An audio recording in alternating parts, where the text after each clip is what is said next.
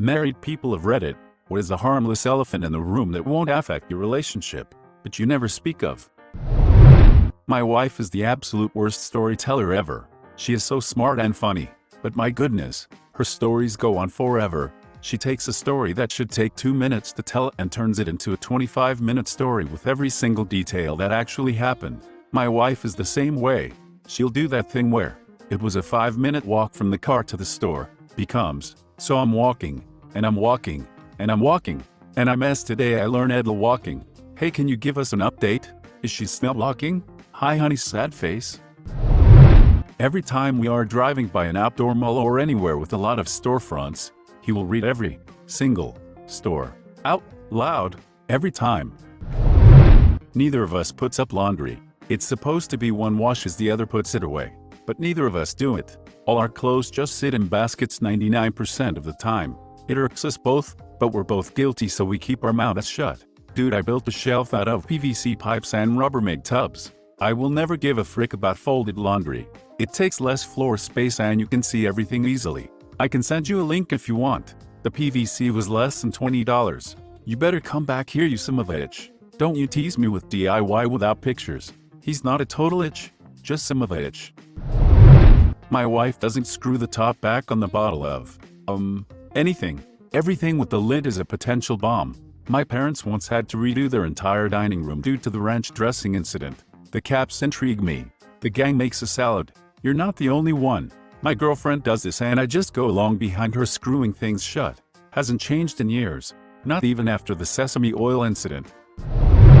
He leaves any and all doors, drawers open after getting what he needs out of them. Kitchen cabinets, the dishwasher, the microwave, bathroom vanity, closets, dressers, nightstands. I can always tell whether or not he's home when I walk through the front door. It will look like our kitchen is about to be ransacked. I've called him out on it like twice. When I first noticed it was a trend and a time after that, and he was genuinely surprised. He was like, "You're fricking with me.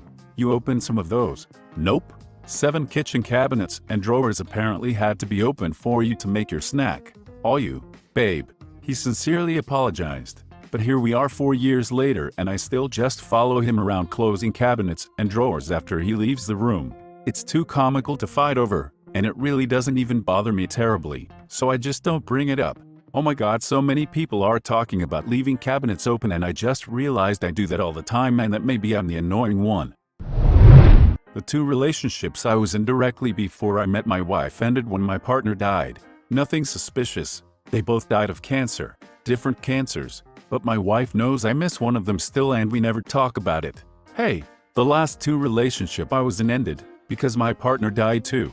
I'm glad you found a forever spouse. I'm not ready for that, but you've given me hope. Thank you. Also, hugs. It does get better. My wife is amazing. The best possible partner. I'll always miss my Lex, but what I've built the last 4 years is better than I ever dared hope for. That he continually thinks I hide his things when he can't find something. Do you? I'm betting they do, but it's more like they put it away and have a different idea of where it goes. My wife puts things away as in, she finds a drawer it will fit in, and puts whatever she finds in there. I've seen her ex showering in the gym and his dong is about twice as long and thick as mine. The girl I'm seeing literally told me I'm so used to 10 inches, but he only could last for like 30 seconds. I'm sitting here like, not only is this dude twice as long, but he can last twice as long too. But seriously, it's not been a problem at all. There are so many other factors besides size. We've finally worked out after 13 years together that sleeping in the same room as each other just doesn't work for us, and we are happier and healthier sleeping in separate rooms. Means we have to prioritize intimacy. But we are happier and saner sleeping in his and hers rooms. He snores and likes to watch movies on his iPad until the middle of the night, and I wake up if a mouse rolls over 2 blocks away. Years of sleep deprivation have taught us both that a good night's rest make us more loving partners to each other. My parents are like this, and I always thought it weird. I asked my mom about it and she said it was really hard at first. I didn't know if I could be with someone who didn't want to sleep in the same bed as me. I realized how much he loves me and how stupid it would be to leave him for something as trivial as that. My dad apparently would wake up. Because my mom sleeps absolutely silently, he would get worried and wake her up. It didn't change for years and they weren't sleeping well because of it. Kind of funny thinking about it. But I haven't seen 2 people be a better couple than them. No elephants and always on the same team. Been sleeping on the couch for about 10 years now. She snores like a fool and I grew up without owning a bed for the first 12 years of my life, so I either slept on the floor or the couch. Also, my wife picks her nose. While I'm talking to her. I hate this so much. She doesn't even know she's doing it. Her eyes go to the floor. Her head tilts to the side. It's like she regresses to a 5-year-old whenever she is in listen mode or something. I hope she doesn't talk to her boss like that. 50 years old. She once bragged about being good at chess and I beat her in 5 moves using a tactic I found on YouTube. We don't speak of chess anymore. Oh, I know that one too well. Mine told me that she played lots of chess with her sister and played chess at school, etc. As I love challenges, I put like 5 hours of work into basic chess strategies and openings and played like 5 online games, and now I almost always beat her and she doesn't believe me that I don't play chess regularly. That's the difference between blind practice and active learning. Kind of fascinating.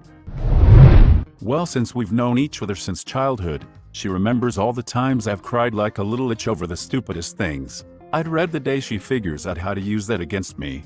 I remember the time Timmy stole your Pokemon card and you cried like a little itch, but it was a holographic Charizard. But it was 2nd edition, practically worthless. Drives me insane that he eats in bed. Not snacks, but full freaking meals. Spaghetti in bed, Chinese food in bed, sushi in bed. I freak out that he's going to spill something all over and I'm going to have to wake up to help him change the sheets again.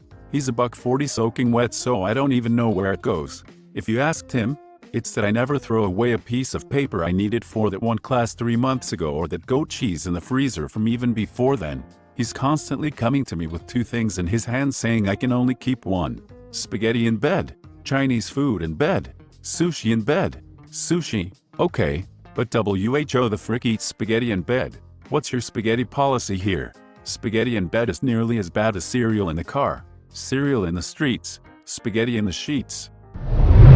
My wife leaving food out on the counter without ever putting it away disgusts me and I end up cleaning up after her every day. I leave my socks everywhere, which she finds repulsive, but she cleans them up and never says anything. Neither of us are changing our ways, so we just accept it. My wife cannot put open food containers away or close kitchen cabinet doors to save her life. There's nothing worse than finding a brand new gallon of milk without the cap on it sitting on the counter that's now room temperature. Stale cereal, chips, you name it. I tend to leave a sink full of facial hair when I shave. Sometimes the sink gets clogged and drains slower and I need to run out the door. We both accept the messes we leave behind and just move on. 80% of our marriage is one of us says, "Where's my keys?" and the other saying, "What?" I don't think it will change. Ours is, "What? I wasn't talking to you. I was talking to myself, the cat." Okay. Sometimes it seems like my wife talks to her new puppy more than me. Hurrah. I no longer answer my wife unless she says my name. BC, there's a greater than 50% chance she's talking to the dog. "How do you get so handsome? You know how much I love you." Aw, thank why. I was talking to the dog. My wife uses all the dishes when she cooks. I don't even know how that's possible. I'm grateful for the meal, but salty that whoever doesn't cook does the dishes. Hear you on this. My husband has used dishes I didn't even know we owned. Your neighbor here. "Can I have my casserole dish back, please?" Every time he puts on a new toilet paper roll, he does it upside down. I flip it over every time. 16 years and counting.